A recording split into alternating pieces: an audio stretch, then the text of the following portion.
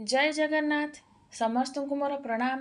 मु दीपा मुद्रा मोर क्लास को आपण समस्त को स्वागत। आज टॉपिक होची कर्णभारम। कर्णभारम नाटकर संक्षिप्त कथावस्तु एवं तार पात्र परिचय विषय रे जानिबा। टॉपिक होची कोन कर्णभारम। ए कर्णभारम नाटकटी को किए रचना करछन्ती भास भासंक द्वारा विरचित एही कर्णभारम नाटकटी रे अंक संख्या केते गोटी। कर्णभारम नाटक रे अंक संख्या होची 1।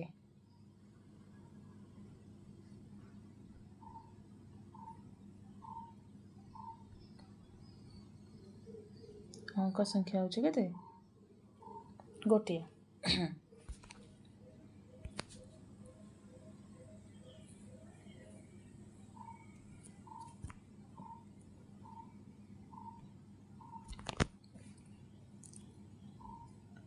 कर्णभारम नाटकर कथावस्तु। कर्णभार की नाटकीय कथावस्तु का प्रारंभ नांदी के बाद सूत्रधार के प्रवेश और उसके द्वारा मंगलाचरण से होता है। कर्णभारर नाटकीय कथावस्तुर आरंभ नांदी परे सूत्रधारर प्रवेश होइछि एवं सूत्रधार द्वारा मंगलाचरणर आरंभ होइछि। जो ही वह कोई घोषणा करना चाहता है तो ही युद्ध के प्रारंभ होने का वृत्तांत सुनाने के लिए भट्ट भी प्रवेश करता है। तापर कौन होइछि ना युद्ध प्रारंभर वृत्तांत को सुनाया पाई कि भट्ट प्रवेश करिसंती। ए भट्ट किए? ए भट्ट हेउचन जने सैनिक।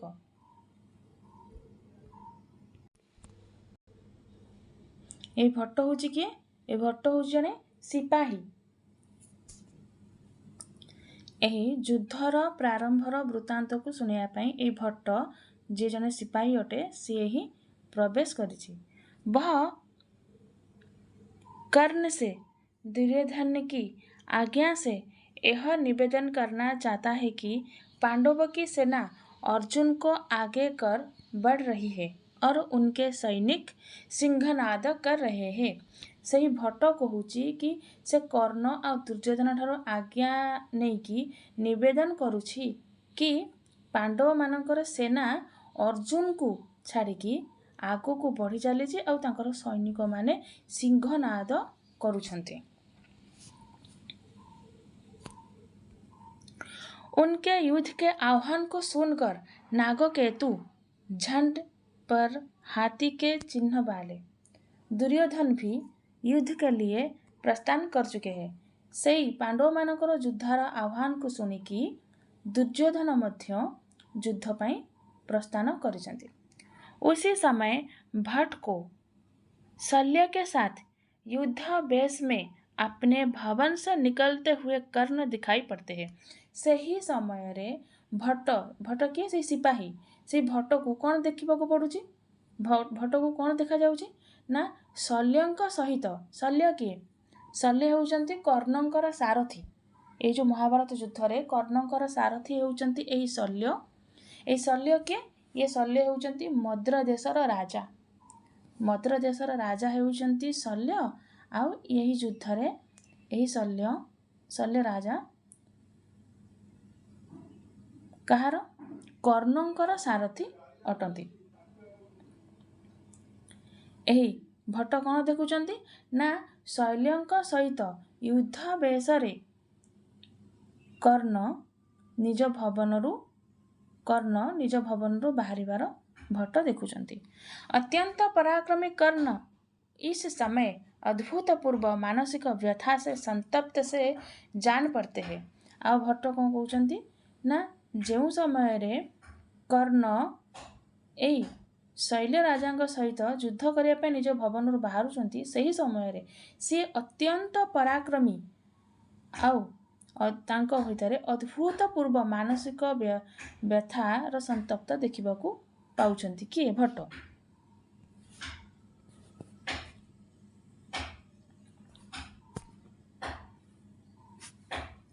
कर्ण शल्य राजा से अपने रथ को अर्जुन की ओर चलाने के कहते हैं।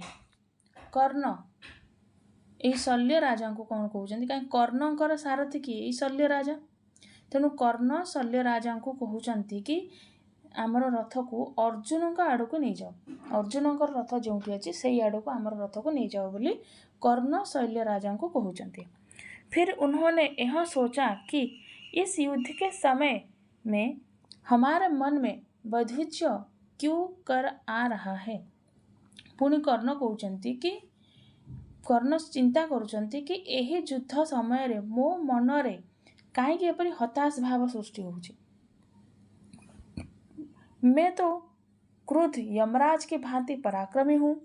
कर्ण कहउछन्ति कौन पाई मो मन एपरी हताश भाव आसुछि, मु तो क्रोध यमराजों परी पराक्रमी अटे।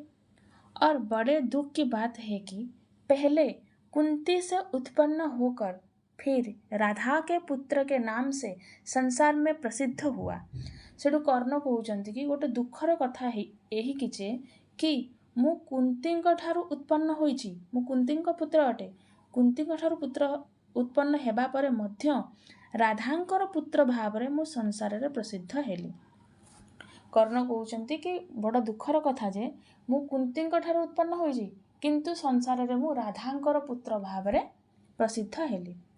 इस प्रकार युधिष्ठिर आदि पांडव तो मेरी छोटे भाई है। हेठू कर्ण चिंता करुछन्ति जदि कुंती मोर माता अटंती ताहाले युधिष्ठिर आदि जो पांडव माने एमान तो मोर छोट भाई अटंती। इन्हें क्यों मारा जाए, सेमानों को कौन पाइबा मारिबे। और फिर मुझे तो माता कुंती ने मना भी किया है। पुणी चिंता करुछन्ति कर्ण कि एही युधिष्ठिर आदि पांडव माने तो मोर छोट भाई अटंती, एमानों को काहेकि बा मारिबी। पुणी मते माता कुंती मध्य मना करिछन्ति कि पांडव मानू को न मारिया पे। मेरे अस्त्र शिक्षा भी बेकार ही है। कर्ण चिंता करुछन्ति कि ताहाले मु जदि एमानू को युद्ध भूमि रे मारिबी नाही ताहाले मोर अस्त्र शिक्षा मध्य बेकार अटे। अस्त्र शिक्षा का स्मरण आते ही कर्ण शल्य राजा से इसका वृत्तांत सुनाने लगते हैं।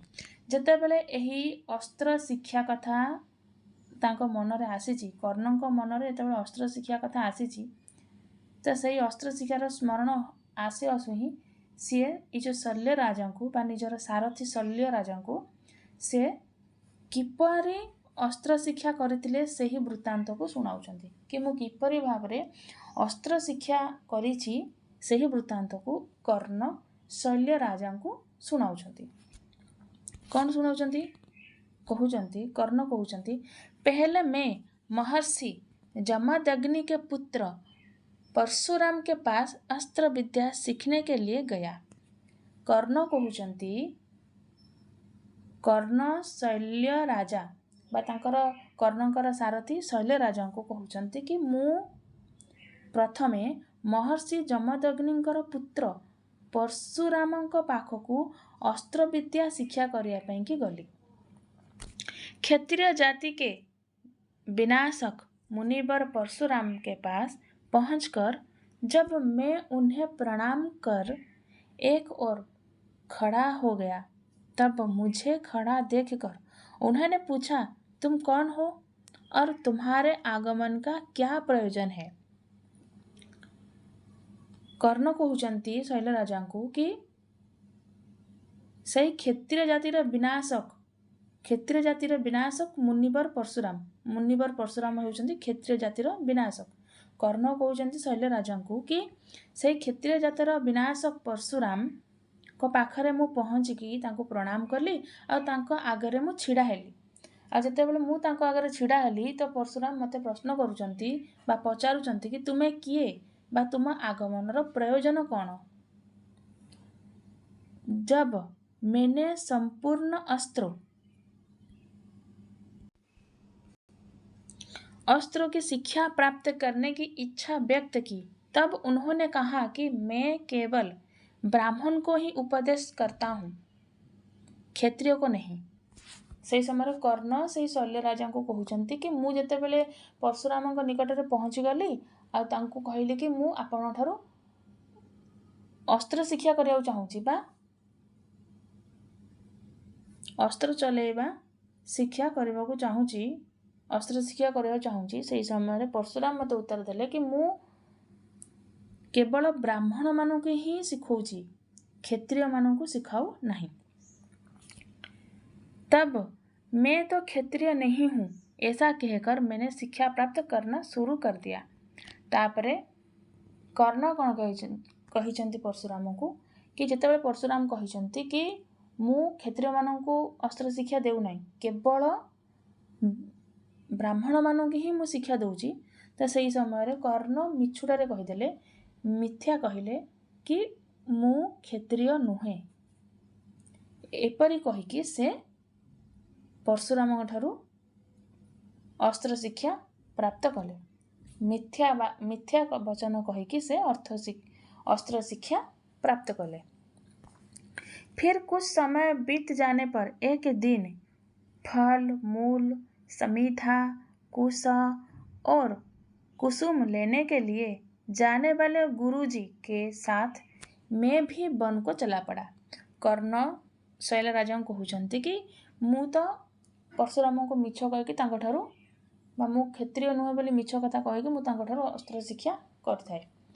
कली अस्त्र शिक्षा कला परे गोटे दिन कथा कि गुरुजी बा परशुराम बण मध्य को फल मूल समीधा कुश कुसुम यही सबू नवापाई कि गले आ मु मध्य बण को तांकरी सहित गली। तब गुरुजी वन में भ्रमण करने के परिश्रम से थक कर मेरे गोद में ही सो गए। तापरे कर्ण कहते कि सही बणरे बुली बुली बा भ्रमण करी करी थकी गले किए परशुराम थकी गले आ मो कोଳରେ मुंड देकी सोई पड़िले। यही भाव कर्ण कहते कि मो कोଳରେ परशुराम सोई पड़िले। दुर्भाग्यवश वज्रमुख नामक कृमि विशेष ने मुझे जंघों में काट लिया। से समय कर्ण कहते शैल राजा को कि जेते बेले परशुराम मोर जंघरे थकी जाइकी मो जंघरे मुंड देकी सोईचंती बा मो कोଳରେ मुंड दे सोईचंती सही समय दुर्भाग्यवशतः वज्रमुख नामक गोटे कृमि से कृमिर नाम हूँ वज्रमुख। वज्रमुख नामक गोटे कृमि विशेष सी मो जंघ को कामुड़ी देला। किंतु गुरुजी के निद्रा भंग के भय से उस वेदना को मैंने धैर्यपूर्वक सह लिया। कर्ण कहते कि सही वज्रमुख नामक कृमि मो जंघ को कामुड़ी थाए किंतु सी मत कामुड़ी बोली मत बहुत कष्ट होउची फिर भी मु चित्कार करी नाही बा मु उठी जाई नाही कारण जदि मु उठी जाई थांती बा चित्कार करी थांती ताहाले गुरुजी बा मोर से गुरु परशुरामकर निद्रा भंग हो जाई थांता। से भय रे मु से जो कष्ट को मु धैर्यपूर्वक भाव में सही नेली से जो वज्रमुख नामक कृमि मते कामुड़ी थाए से जो कष्टटा को वेदनाटा को मु सही गली। रक्त से भीगे हुए गुरुजी ने क्षत्रियोचित सहनशीलता से मुझे क्षत्रिय समझकर उन्होंने क्रोध से लाल होकर शाप दे दिया कि समय पड़ने पर तुम्हारे अस्त्र बेकार हो जाएगा। अर्थात जेते बेले कर्ण कहते से शैल राजा को कहते कि जेते बेले से वज्रमुख नामक कृमि मते कामुड़ी थाए आ मो देह मो जंघरू बहुत रक्त प्रवाहित होता है बहुत रक्त बाहरिला जहाँफल से ही रक्त जितेबाला से गुरुजी बा मोर गुरु परशुराम जितेबाला से रक्तटा को स्पर्श कले तो निद्रा भंग हो गला। आउ सी उठिकी देखी कि वज्रमुख नामक जने कृमि बहुत समय है कर्ण को कामुड़ी चली आते रक्त भी बही जाइए फिर भी धैर्यर सहित से कर्ण बसी यह देखिकी परशुराम संदेह कले कि यही भाया सहनशीलता केवल गोटे क्षत्रिय पाखे ही थाए गोटे ब्राह्मण पाखे एत सहनशीलता नहीं गोटे क्षत्रिय ही एत कष्ट को सही पार। तेणु निश्चित भाव में यही कर्ण जने ब्राह्मण नुहे ये क्षत्रिय अटे यह भाविकी क्रोधरे लाली पड़गले आउ अभिशाप देले कर्ण को कि तू मिछ कहीकि मो ठारू जेउ अस्त्र विद्या तू प्राप्त करिछु ठीक समय रे ताहा तोर मन पड़िब नाही बोली अभिशाप देदेले। किए? परशुराम अभिशाप देदेले कर्ण को। इस प्रकार अस्त्रों के इस वृत्तांत को सुनकर शल्य को बड़ा कष्ट हुआ, कारण कर्ण किपरि अस्त्र विद्या प्राप्त करिसंती से विषय रे से शल्य राजा को सुनाउचंती से वृत्तांत विषय रे। आउ एही वृत्तांत को जेतेबेले शुणिचंती से शल्य राज तांको बहुत कष्ट हैला कि एहीपरि भाବରେ कर्णଙ୍କ सहित घटी जाइछि बोली शुणिकी से शल्य राजों को बहुत कष्ट हैला। चूंकि समय उपस्थित था इसलिए कर्ण इन अस्त्रों की परीक्षा करना चाहता है। आउ वर्तमान यही युद्ध हेबार समय उपस्थित होइछि कर्ण मध्य यही अस्त्रटी परीक्षा करने चाहूँगी कि सतरे काम करुच्ची कि नहीं। और परीक्षण किया तो वे समुचित बेकार ही सिद्ध हुआ। आज जिते बड़े कर्ण परीक्षण कले ताहा बेकार ही सिद्ध हुआ, अर्थात तांकर अस्त्र जो अस्त्र विद्या शिखी ता किसी मन पड़ला नहीं। इसके अतिरिक्त कर्ण ने यह भी अनुभव किया कि उनके हाथी और घोड़े भी दीन भावापन्न हो रहे हैं। इस परिस्थिति को देखकर शल्य को भी बड़ा विषाद हुआ। यही सब जिनस को देखिकी यही सब परिस्थिति को देखिकी से शल्य राजा बा कर्णंकर सारथी शल्य को बहुत विषाद बा बहुत दुख हैला। किंतु कर्ण यह कहते हुए समझते हैं कि कोई बात नहीं, क्योंकि संग्राम में मारे जाने पर स्वर्ग मिलता है और युद्ध जीत लेने पर यश की प्राप्ति होती है। जेते बेले शल्य कर्णंकर यही परी कहानी को शुणी आ से बहुत दुखित हो जाइछंती से समय कर्ण कहउछंती बा कर्ण कहउछंती कि मु इपरी बुझुची जे जदि एही संग्राम रे मु मरी जाउची ताहले स्वर्ग प्राप्ति हेबो, आउ जदि एही युद्ध रे मु जीती जाउची ताहले मते यश प्राप्ति हेबो। जेते बेले शल्य दुखित होइछंती कर्णकर स्टोरी सुनिकी से समय कर्ण कहउछंती कि किछि कथा नाही, मु एपरि भाबुची जदि एही युद्ध रे मु मरी गली ताहले मते स्वर्ग प्राप्ति हेबो, आउ जदि मु जीती गली ताहले मते यश प्राप्ति हेबो। एहीपरि भाବରେ कर्ण शल्य राजा को कहउछंती बा तांकर सारथी शल्य को कहउछंती। अतः किसी भी प्रकार हमें विफलता नहीं मिलेगी। सेठू कर्ण कहउछंती कि मु मरे बा जीते मते कौनसी प्रकार भी विफलता प्राप्ति हेबो नाही। मरले भी मु सफलता प्राप्त करबी स्वर्ग को जीबी, आ जदि मु बंची की जीती गली ताहले मु यश प्राप्ति करमी, दीटांक कले भी मोर विफलता हेबो नाही। फिर कर्ण अपने काबुली घोड़ा से रक्षा करने की मांग करते हुए इस प्रकार गर्वित करते हैं कि रण की सीमा में पहुंचकर धर्मराज युधिष्ठिर को बांधकर तीक्ष्ण बाणों से अर्जुन को गिराकर पांडवों की उस दुर्गम सेना को भयानक सिंह के मारे जाने पर सुगम जंगल की भांति बना दूंगा। तापरे कर्ण से शल्य राजा को कहउछंती कि रणभूमि को जाइकी रणर सीमा को जाइकी मु सेठी पहुंचिकी धर्मराज युधिष्ठिर को मु बांधी देवी आ तीक्ष्ण बाण द्वारा मु अर्जुन को पकाइकी बा परास्त करिकी पांडव मानंकु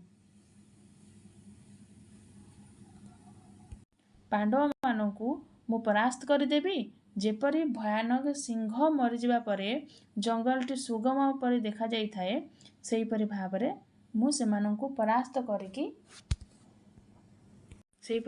करदेम बोली कर्ण कहउछंती।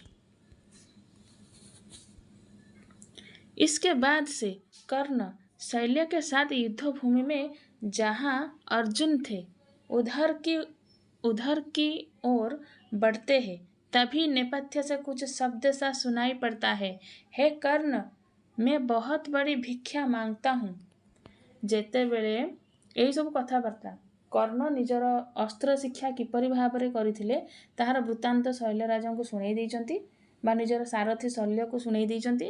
शुणई सारा परे कर्ण कहउचंती शल्य को कि युद्ध भूमि रे जेउठी अर्जुन अछि सेठिकी चलो, ସେଇଠିକି ଚାଲ ବୋଲି କହିଛନ୍ତି। ଆଉ ସେହି ସମୟରେ ନେପଥ୍ୟରେ ଗୋଟେ ଶବ୍ଦ ଶୁଣିବାକୁ ପାଇଲା କି କର୍ଣ୍ଣକୁ କିଏ ଡାକୁଛନ୍ତି ଯେପରି କି ହେ କର୍ଣ୍ଣ, ମୁଁ ଆପଣଙ୍କ ଠାରୁ ବହୁତ ବଡ଼ भिक्षा मांगिବାକୁ ଚାହୁଁଛି। इस आवाज से कर्ण को यह धारणा हुई कि यह कोई सामान्य ब्राह्मण नहीं, क्योंकि इसके शब्द को सुनकर तो मेरे घोड़े भी रुक गए। ଯେତେବେଳେ ଏହି ଆବାଜଟା ଶୁଭିଛି ବା ଏହି ଶବ୍ଦଟା ଶୁଭିଛି କି ହେ କର୍ଣ୍ଣ, ମୁଁ ଆପଣଙ୍କ ଠାରୁ ବହୁତ ବଡ଼ ଭିକ୍ଷା ନେବାକୁ ଚାହୁଁଛି ବା ଭିକ୍ଷା ମାଗିବାକୁ ଚାହୁଁଛି, ଏହି ଆବାଜକୁ ଶୁଣିକି କର୍ଣ୍ଣଙ୍କର ଘୋଡ଼ାମାନେ ଅଟକି ଗଲେ। ତ ଏହା ଦେଖିକି କର୍ଣ୍ଣ ଚିନ୍ତା କରୁଛନ୍ତି ଏହି ଶବ୍ଦ ବା ଏହି ଆବାଜ କୌଣସି ସାମାନ୍ୟ ବ୍ରାହ୍ମଣର ନୁହଁ ବୋଲି ସେ ଚିନ୍ତା କରୁଛନ୍ତି। फिर भी वे ब्राह्मण को स्वयं ही बुला लेते हैं और वह कहते हुए कि आपके आगमन से मेरे घोड़ा ही आनंदित हुआ है। कर्ण उन्हें प्रणाम करते हैं। ଆଉ କର୍ଣ୍ଣ ସେ ଯେଉଁ ବ୍ରାହ୍ମଣକୁ କହୁଛନ୍ତି କି ଆପଣଙ୍କର ଆଗମନ ହେବାରୁ ମୋ ଘୋଡ଼ାମାନେ ବହୁତ ଆନନ୍ଦିତ ହେଲେ, ଆଉ ମୁଁ ଆପଣଙ୍କୁ ପ୍ରଣାମ ଜଣାଉଛି। अब इंद्र जो कि ब्राह्मण वेश में कर्ण से कवच मांगने आए थे, कवच कुंडल मांगने आए थे, बड़े ही असमंजस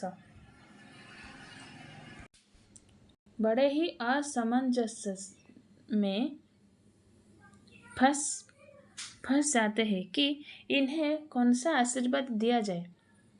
यदि दीर्घायु होने की आशीर्वाद देता हूँ तो ये दीर्घ आयु वाले हो जाएंगे, यदि कुछ नहीं कहूँगा तो ये मूर्ख समझेंगे।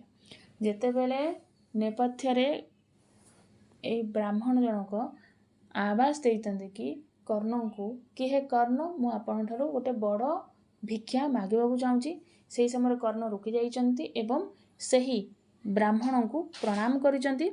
ତ ଯେତେବେଳେ କର୍ଣ୍ଣ ବ୍ରାହ୍ମଣକୁ ପ୍ରଣାମ ଜଣାଇଛନ୍ତି, ସେହି ସମୟରେ ସେହି ବ୍ରାହ୍ମଣ ବେଶଧାରୀ ଇନ୍ଦ୍ର ଚିନ୍ତା କରିଛନ୍ତି କି କର୍ଣ୍ଣ ମୋତେ ପ୍ରଣାମ କରୁଛନ୍ତି, ତେଣୁ ମୁଁ ତାଙ୍କୁ ଆଶୀର୍ବାଦ ହିସାବରେ ଯଦି ମୁଁ ତାଙ୍କୁ ଦୀର୍ଘାୟୁ ହେବାର ଆଶୀର୍ବାଦ ଦେବି, ତାହେଲେ ଯଦି ଦୀର୍ଘାୟୁ ହେବାର ଆଶୀର୍ବାଦ ଦେବି ତାହେଲେ ସେ ତ ଦୀର୍ଘ ଆୟୁ ବାଲା ହୋଇଯିବେ, ଆଉ ଯଦି କିଛି ନ କହିବି ତାହେଲେ ତ ସିଏ ମୋତେ ମୂର୍ଖ ବୋଲି ଭାବିବେ।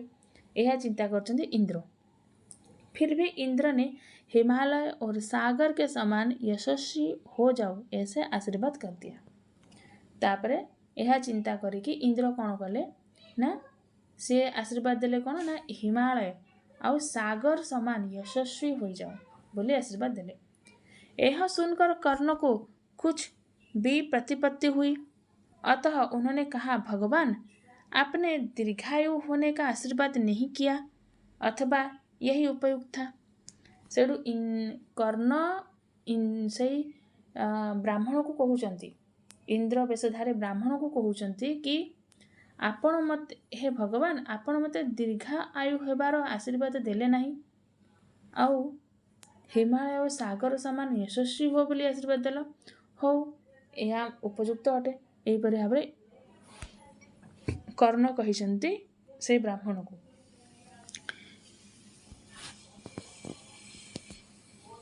क्योंकि पुरुष के द्वारा धर्म यत्न पूर्वक साध्य है और राजा लक्ष्मी तो सर्प की जिह्वा की भांति चंचल ही है, अतः मात्र प्रजा के पालन की ही बुद्धि से राजा को शासन करना चाहिए, क्योंकि पार्थिव शरीर के नष्ट हो जाने पर मात्र यश ही शेष रह जाती है। सेठू कर्ण कहते कि प्रजा पालन करने प्रजा मान बुद्धि पाई ही प्रजा पालन करने उचित बा शासन करने दरकार, कारण पार्थिव शरीर तो नष्ट हो किंतु यश केबे नष्ट हो न थाए। पुणी कहते अग्रे प्रकृत का अनुसरण करते हुए कर्ण ब्राह्मण से पूछते हैं कि आपका आने का क्या प्रयोजन है। तापर प्रकृत घटना को आसुचंती आउ कर्ण पचारुचंती से जो ब्राह्मण को कि आपणकर आसीबार आगमन होबार प्रयोजन कौन, कौन पे आसिछंती और कौन सी वस्तु आपको दूं कर्ण कहउचंती सेई बेशधारी ब्राह्मण को कहउचंती इंद्र बेशधारी ब्राह्मण को कहउचंती कि आपण आसीबार प्रयोजन कौन आउ मु आपण को कौन देवी। इस पर इंद्र ने कहा है कि मैं बहुत बड़ी भिक्षा मांग रहा हूँ। यह शुणिकी इंद्र कहउचंती कि मु आपण को गोटे बड़ भिक्षा मांगवा को चाहूँगी। कर्ण ने कहा कि स्वर्ण जटित श्रृंग वाली दुधार गाय दे दूं। सेठू कर्ण कहउचंती कि स्वर्ण जटित सिंह वाली जो दुधार गायटी को दे देबे कि कर्ण कहउचंती कि आपन को गाय दे देबे कि। इंद्र ने यह कहते हुए अस्वीकार कर दिया। तापर इंद्र अस्वीकार कर देले ना मु गाय नेबी नहीं। कर्ण कुछ समय तक ही दूध पीऊंगा अतः सीमित दान नहीं चाहिए। कर्ण ने यह कहते हुए कि मैं आपको फिर 1000 काबुली घोड़े दे दूं दूसरा विकल्प प्रस्तुत किया। प्रथम विकल्प देले कि मु कौन आपको गाय देवी किंतु इंद्र बेशधारी से ब्राह्मणटी अस्वीकार करदे ना मु गाय नेबी नहीं। पुणी कर्ण कहउचंती कौन मु आपको काबुली घोड़े माने 1000 गोटे 1000 रो काबुली घोड़ा देवी। तेणु विकल्प देले किंतु इंद्र ने इसे भी जब अस्वीकार कर दिया तापर इंद्र से घोड़ा नेबा को मध्य अस्वीकार करदेले। प्रथमे गाय नेबा को अस्वीकार करदेले तापरे 1000 काबुली घोड़ा को नबा पाई मध्य अस्वीकार करदेले। किए से इंद्र वेशधारी ब्राह्मण जनक अस्वीकार कले।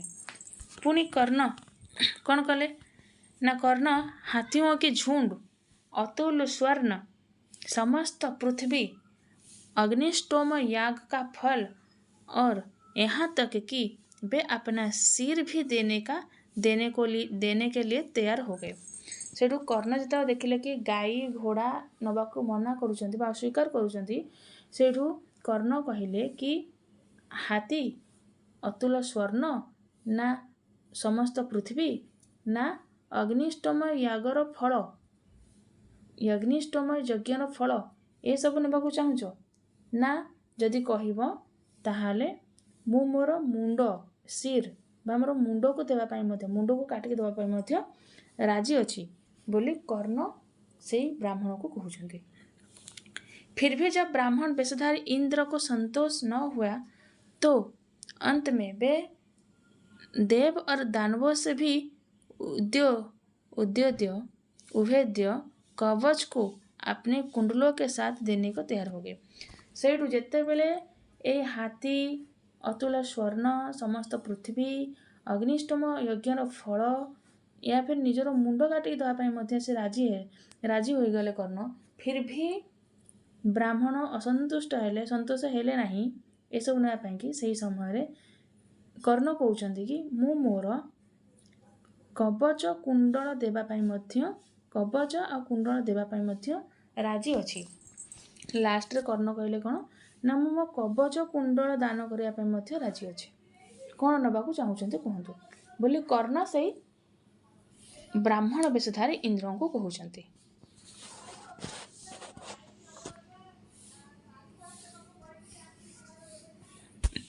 दान का यह विकल्प सुनकर इंद्र बड़े ही आनंदित हुए। जेते बेले दानर यही विकल्पटी सुनिले कि इंद्र जेते बेले इंद्र बेशधारी से ब्राह्मणटी जेते बेले कर्णंग ठारू यही दानर विकल्प को शुणिचंती कि से तांकर कवच कुंडल देवा को राजी अछंती सेही समय रे इंद्र आनंदित हो गले और तुरंत ही स्वीकृति दे दिए आ तुरंत से स्वीकार करदेले कि हाँ मु एक कवच कुंडल दान रूप में ग्रहण करने चाहूँ। कर्ण समझ गए कि बड़ी भारी प्रवंचना है। से कर्ण बुझीगले ये बड़ प्रवंचना अटे निहाती ए युद्ध में मत परास्त करने ये गोटे प्रवंचना अटे कि मो ठारू कवच कुंडल नहीं कि युद्ध में मत परास्त करने ये गोटे प्रवंचना अटे। फिर भी देने को उद्यत हो गए।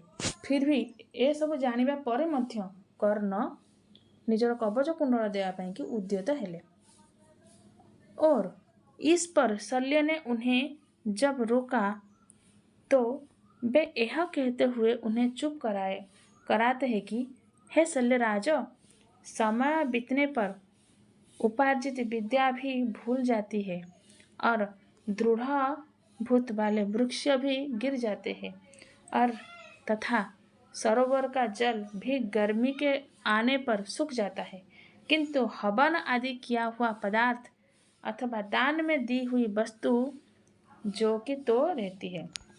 अर्थात जेतेबेले कर्ण निजर कवच कुंडल देवाक रेडी हेले सेही समय शल्य मना करुचंती।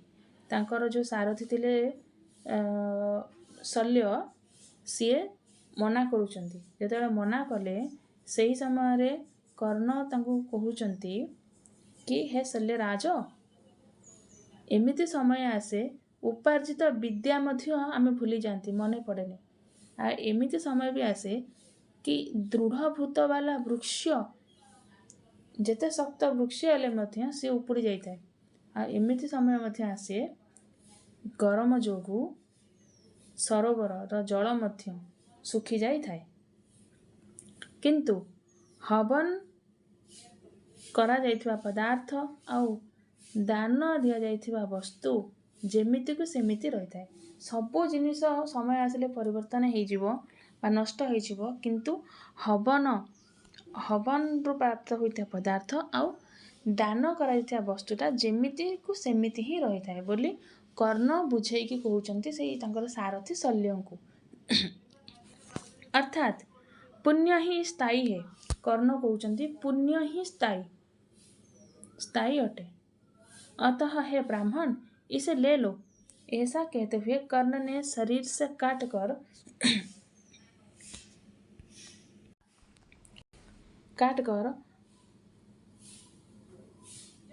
कवच और उसके साथ कुंडल भी इंद्र को दे दिया।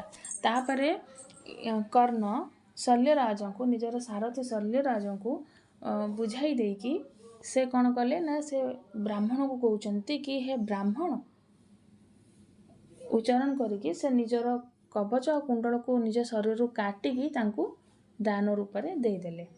इंद्र भी यह सोचकर चले गए कि देवताओं से अर्जुन के विजय की हमारे द्वारा की गई प्रतिज्ञा अब पूरी हुई। तापर इंद्र मध्य से दान को ग्रहण कर चली गले आउ से चिंता करछंती कि तांकर प्रतिज्ञा पूर्ण होईची आउ एथिरे अर्जुनकर विजय निश्चित हेबो बोली से कहउचंती। तार इंद्र के चले जाने पर शल्य ने इस दान से उनके प्रवंचित हो जाने की बात जब कही तब कर्ण ने यह कहा कि इंद्र उससे ही ठगे गए हैं, क्योंकि उनके यज्ञों के फल से तृप्त और दानवों का विनाश करने वाला इंद्र ही आज मेरे द्वारा उपकृत किए गए हैं। जेतेबेले इंद्र से कवच कुंडल को लेकिन चली गले से समय इंद्र चली जाबा परे शल्य क्या कहउचंती कर्ण को कहउचंती कि तुम्हें इंद्र द्वारा ठकी गल, इंद्र तुमको ठकी देकी चली गले। सही समय कर्ण कहउचंती क्या सही शल्य को तांका सारथी शल्य को सही समय कहउचंती कि इंद्र मत ठकी जाई नाथी, सी बरम मो द्वारा ठकी होकी गले। कारण सही इंद्र को यज्ञ करिकी बा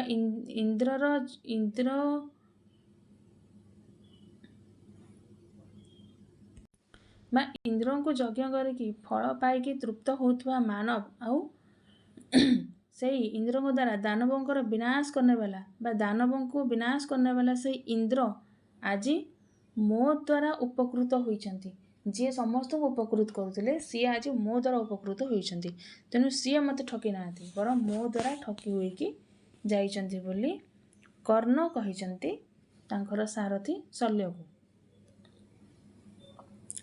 इसके बाद एक देवदूत ब्राह्मण वेश में आकर यह कहता है कि कवच कुंडल लेने पर चूंकि इंद्र को महान पश्चाताप हुआ। तापर कौन है ना जने देवदूत ब्राह्मण वेश धारण करिकी जने देवदूत ब्राह्मण वेश धारण करिकी आसिचंती आउ कहउचंती କର୍ଣ୍ଣକୁ କହୁଛନ୍ତି କି ଆପଣଙ୍କଠାରୁ କବଚ କୁଣ୍ଡଳ ନେଲା ପରେ ଇନ୍ଦ୍ରଙ୍କୁ ବଡ଼ ପଶ୍ଚାତାପ ହେଉଛି। ସେହି ଦେବଦୂତଟି ବ୍ରାହ୍ମଣ ବେଶ ଧାରଣ କରିକି ଆସିଛି ଆଉ କର୍ଣ୍ଣକୁ କହୁଛି କି ଇନ୍ଦ୍ର ଆପଣଙ୍କଠାରୁ ଯେଉଁ କବଚ କୁଣ୍ଡଳ ନେଇଗଲେ ଦାନ ରୂପରେ, ତେଣୁ ନେଲା ପରେ ତାଙ୍କୁ ବହୁତ पश्चाताप होगी। अतः उन्होंने पांडवों में से एक का वध करने के लिए अमोघ विमला नामक शक्ति दी है। तापरे से ही जो देवदूतटी कर्ण को कहते कि जेहेतु इंद्र को बहुत पश्चाताप होची आपण शक्ति कवच कुंडल को नहीं जाइछंती, सेथिपई से ता बदल कौन कहते ना पांडव मान मध्य पंचु पांडव मान मध्य जन को बध करिवार शक्ति बा जन को बध करिपारिबो एहीपरि अमोघ विमला नामक शक्ति दिए है, शक्ति देइचंती। सही देवदूत कहउचंती कि पंचु पांडव मान मध्य गोटे पांडव को आपण मारी पारिबे, सेथिपई इंद्र आपण को अमोघ विमला नामक शक्ति देउचंती। अतः आप स्वीकार करो। से देवदूतटी से जो ब्राह्मण वेशधारी देवदूतटी कर्ण को कहते कि आपण स्वीकार करंतु, यही जो विमला नामक शक्ति को आपण स्वीकार करंतु। किंतु कर्ण ने यह कहते हुए अस्वीकार कर दिया कि मैं दान के बदले दान नहीं लेता। सेठू कर्ण कौन कहले ना से ब्राह्मण वेशधारी देवदूत को कहते कि से अस्वीकार करदे कि मु इंद्र द्वारा दि जाइथिबा से विमला नामक शक्ति को नहीं पारिबी नहीं, कारण दान बदल रे मु दान ग्रहण करे नहीं बोली कर्ण कहीदेले। सही देवदूत को कहीदेले।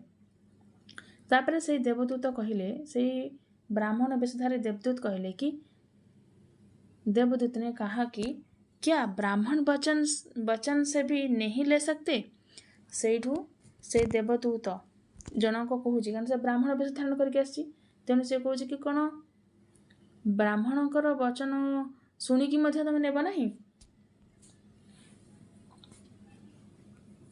कर्ण ने यह कहते हुए स्वीकार कर लिया कि ब्राह्मण वचन का तिरस्कार आज तक मैंने कभी नहीं किया। सेठू कर्ण कहते कि हाँ ये सत कथा कि ब्राह्मणकर वचन को तिरस्कार आज पर्यंत मु केबे करी नहीं। अच्छा बताओ यह कब प्राप्त होगी। सेठू से कर्ण कहते कि से जो शक्ति आपण देवाकू आसीचंती, केउ शक्ति, से जो अमोघ विमला नामक शक्ति जो देवाकू आसीचंती सेटा केबे प्राप्त हेबो बोली कर्ण से जो ब्राह्मण वेशधारी देवदूत को पचारते। देवदूत ने कहा जब भी आप स्मरण करोगे तभी मिल जाएगा। से देवदूत उत्तर देउचंती कि जेबे आपण से अस्त्र को ए अमोघ विमला नामक अस्त्र को जेबे स्मरण करिवे सेबे आपण को प्राप्त हो जिवो बोली देवदूत वेशधारी ब्राह्मण जनक कर्ण को जणाइला। कर्ण उस देवदूत को लौटाते हुए युद्ध की ओर चलने की उद्यत हुए। सेठू कर्ण कौन कले से देवदूत को फेरई देले कि आपण चली जातु। तापरे यह कह से युद्ध करने की उद्यत हेले।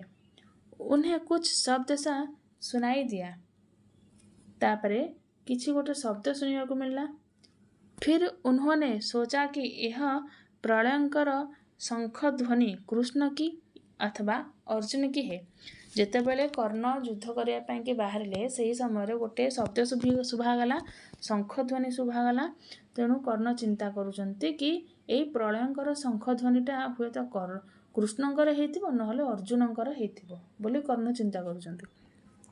लगता है युधिष्ठिर के पराजय से कुपित मन वाले अर्जुन आज मुझसे यथाशक्ति युद्ध करेंगे। सेठू कर्ण चिंता करचंती कि युधिष्ठिर को पराजय हेबार भय कुपित होइकी रागी जाए कि अर्जुन आज मो सहित यथाशक्ति युद्ध करेंगे। इसके बाद दोनों ही अर्जुन की ओर बढ़ते हैं और भरत वाक्य के साथ ही प्रस्तुत नाटक की समाप्ति होती है। तापरे तापर कौन है दोनों अर्थात से दुई जन कर्ण आउ तांकर सारथी शल्यराज अर्जुन जोड़ी थिले अर्जुन को रथ जोड़ी थिला सेठी की जीवा ପାଇଁ उद्यत हेले आउ तापर भरत वाक्य रे ही एही कर्णभारम नाटकटीर समाप्त होइछि।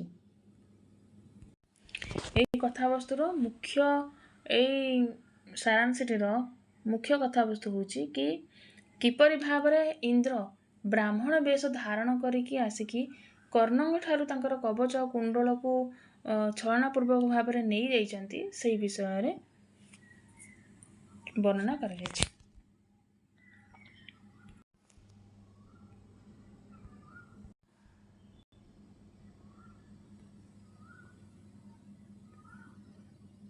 एहीपरि भाबरे आमे कर्णभारम नाटकटी रे एक गोटी अंक थिला एवं सही अंकर कथावस्तु को संक्षिप्त कथावस्तु को जानले। वर्तमान तार पात्र परिचय विषय जानिबा कर्णभारम नाटकर पात्र परिचय विषय जानिबा। आ एथिरे केवल पुरुष पात्र ही अछंती। कर्ण हेउचंती कौरव की सेनापति कौरवंकर सेनापति हेउचंती कर्ण अंग देश की राजा अंग देशर राजा हेउचंती कर्ण बा कौरवंकर सेनापति हेउचंती कर्ण। तापर शल्य किए कर्ण के सारथी ए शल्य हेउचंती किए कर्णंकर सारथी आ मद्र देशर राजा हेउचंती शल्य आ कर्णंकर सारथी हेउचंती किए शल्य। तापर भट्ट हेउचंती जने सिपाही भट्ट हेउचंती जने सिपाही। तापर इंद्र कौन ब्राह्मण रूपधारी किए इंद्र यही कर्णभारम नाटक रे इंद्र ब्राह्मण रूप धारण करिकी आसीथिले। तापर देवदूत के इंद्र के ब्राह्मण रूपधारी दूत इंद्रंकर ब्राह्मण रूपधारी दूत किए थिले से देवदूत जनक। एहीपरि भाबरे ए कर्णभारम नाटकर पात्र परिचय रहिछि। एहीपरि भाबरे आजिर क्लास रे आमे भाषंक द्वारा विरचित कर्णभारम नाटकटीर संक्षिप्त कथावस्तु को जानिले आउ तार पात्र परिचय विषय जानिले। जदि एही क्लास टी आपण समस्त को भल लागि थाए ताले निश्चित भाबरे सब्सक्राइब करिवे, लाइक करिवे, कमेंट करिवे, शेयर करिवे। नमो नमः।